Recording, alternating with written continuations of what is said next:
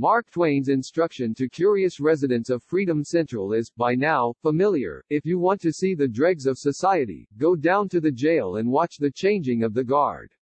There is little doubt that the corrections officer who beats and torments the inmates under his supervision would use the phrase, law and order, as a defense for his own lawlessness. Almost any usage of that loaded term in American civic discourse serves as qualification for membership in a diner's club of hell. Donald Trump, the latest political demagogue to employ the term as a rhetorical bludgeon against peaceful protesters, can look forward to sitting alongside Senator Joseph McCarthy, former Alabama Governor George Wallace, Chicago Mayor Richard J. Daley, who ordered police to attack political demonstrators at the 1968 Democratic Convention, Richard Nixon, and many foreign dictators in the annals of history, and if there is an afterlife, in the middle of the inferno. Beyond the terms dark history and utility, there is also the rarely discussed fiction it is meant to disguise. In fact, the United States is one of the least lawful societies in the developed world, and that the bulletproof bullies who scream about law and order are typically society's most committed enablers of criminality and corruption. The police lynching of George Floyd provoked widespread denunciation, with even ghouls like Rush Limbaugh and Mitch McConnell condemning the individual officers responsible for the death. What they do not want to acknowledge is the continuation of not only systemic racism within criminal justice, but also a culture of crime. Pundits on the American right delight in reciting the bromide, a few bad apples, as if they coined it, but they have seemingly forgotten the full cliché, one bad apple spoils the bunch. One need look no further than Buffalo, New York, to observe how the mold of a single fruit will soon spread to the rest. When two sadists in uniform shoved an elderly man to the ground for the crime of approaching them, causing him a critical head injury, their fellow cops made no attempt to help the victim. After the city of Buffalo suspended the perpetrators and charged them with assault, 57 officers resigned from the emergency response team in support of their brothers, whose version of law and order includes inflicting random violence on unarmed senior citizens. The thin blue line code of policing that requires silence from police who witness acts of cruelty and illegality from their fellow officers is, among other things, an anti-democratic violation of the U.S. Constitution. If the press could think beyond the narrow assumptions of political debate, and if the Democratic Party had more rhetorical daring, they might make it clear that Black Lives Matter, a formidable coalition of civil rights organizations, and tens of thousands of outraged citizens filling the streets in protest of police brutality, are on the side of the law. It is their opponents and critics who support and defend mutinous and dangerous breaches of constitutional order. John Adams famously declared that we are a nation of laws, not men. Police officers, no matter the self-pitying cries of their union captains and the sputtering of their unofficial PR specialists on Fox News, are supposed to be subject to American law just as much as the citizens they purportedly protect. It is not only cops who are often able to live outside the law.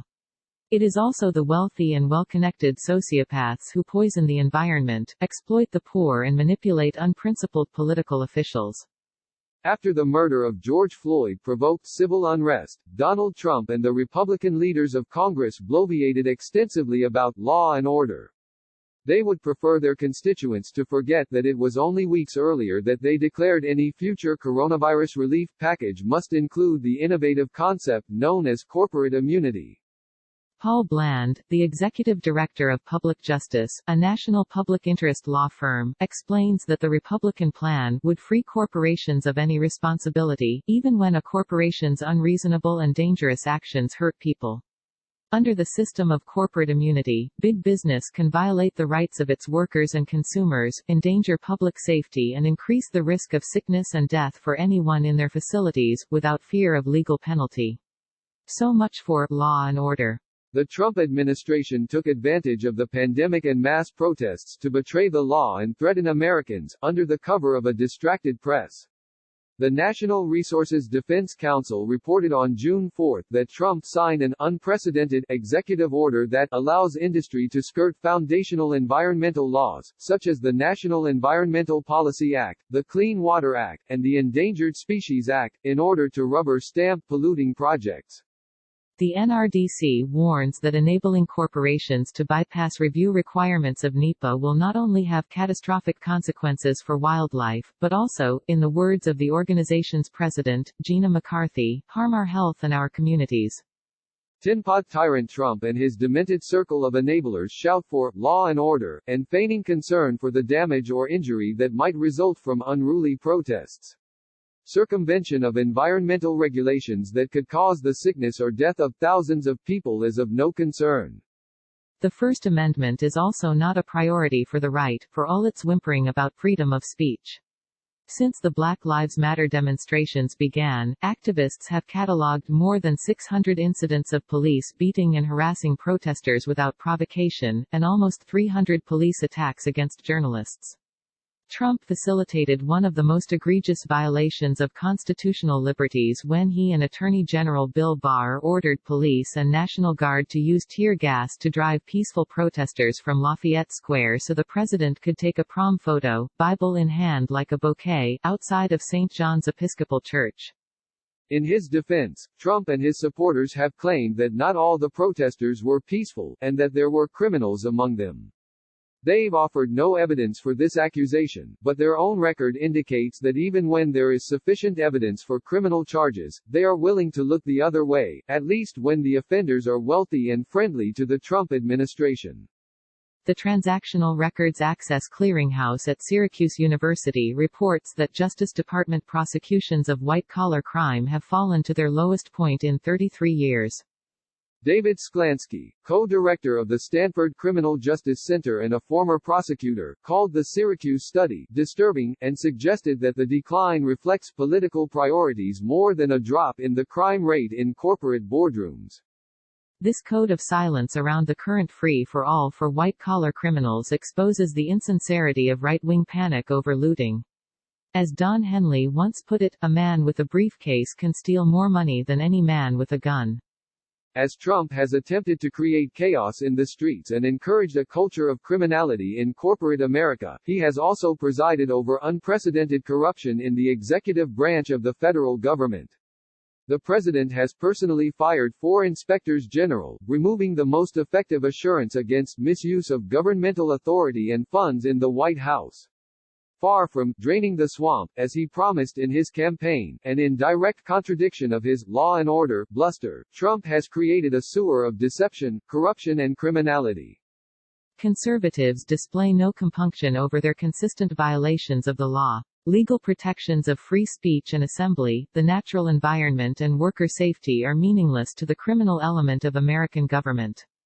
Their flagrant disregard for the Constitution is familiar to the victims of infamous FBI programs like Operation Chaos and COINTELPRO. The only novelty in America's current days of fury is the widespread popularity of a movement to struggle for true equality under the law. "We have one beautiful law," Trump recently said in his characteristically bizarre syntax and diction, repeating the word beautiful. He went on to imply that the one law and order serves everyone. His actions, however, have shown that he and his supporters are consistently opposed to law but do indeed insist on order. They don't mean an order under the rule of law, but a social order that maintains their class at the top of the hierarchy, and those they would deem undesirable, the majority of the American people, but especially those who are Black, Latino or Native American, fighting for scraps at the bottom.